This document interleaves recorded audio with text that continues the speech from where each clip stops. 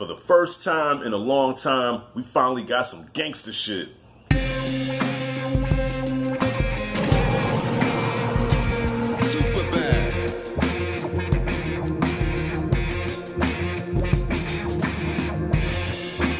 Snowfall has returned. So y'all, this is going to be a spoiler heavy review, so if you've not seen Snowfall, please turn on this video and come back and watch it once you get all caught up.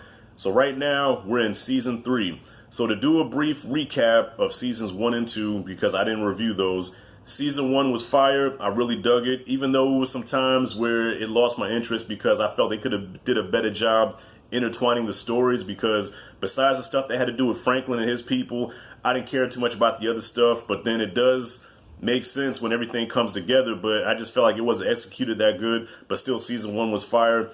Season 2 took it to a whole nother level, especially that last episode that John Singleton directed, rest in peace. That last episode was so powerful, and I couldn't wait to see more. So now we have Season 3. So Season 2 left off with Franklin. He had a murder rap. He was in jail, and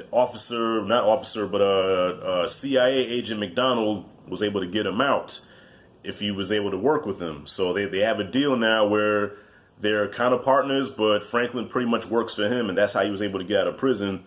And Franklin ended off with like, okay, I'm supposed to be in prison for life, and now I'm out, and I'm working with the U.S. government now, and I can do whatever I want to do. So now he's feeling untouchable, you know what I mean? So this season starts out, Franklin he's smelling himself because he feels like he's untouchable.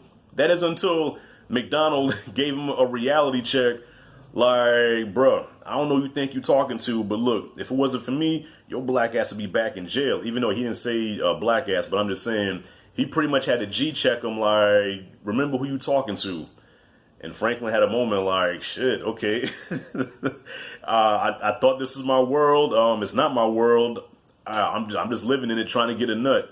So this episode starts out with Officer Andre, rolling down the block, and he's seeing how his neighborhood has changed so much since Crackdown came on the scene.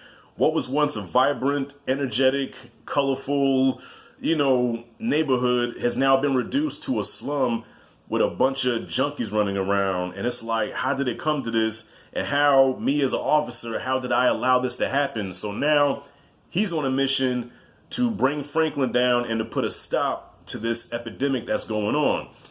And it was a powerful scene in the car between Officer Andre and Franklin, because, Andre's pretty much telling him like, okay, I've been down this road before, I did some bad shit myself, but I see it really didn't benefit me or anybody around me, so I got out. And it's like, you're seeing what's happening to your people around here, and you feel like you're doing good for your family and everything, which is good and fine, but look what it's costing everybody else. Like, look what your work has done to our community. Like, how do you sleep at night? And when Franklin had that moment where he was like, I sleep like a baby. And that's when Andre looked at him like, all right, from this point on, me and you, we at war. I'm going to bring your whole family down and everybody that you know, and then I'm going to end with you.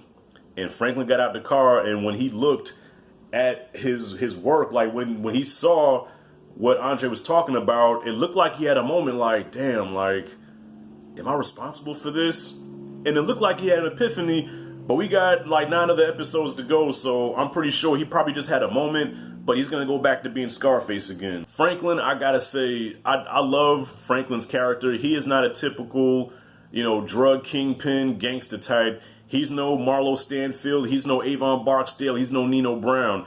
Like, you don't look at him and be like, this guy will fucking kill you.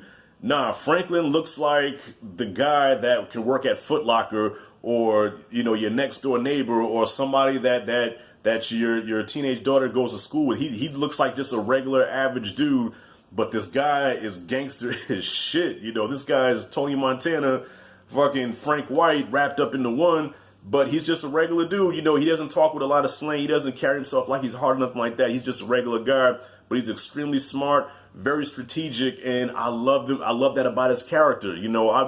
I think that's the most gangster shit, where you don't even have to act and look gangster, and he's just really gangster. My favorite character in the show is Uncle Jerome. Uncle Jerome is funny as shit.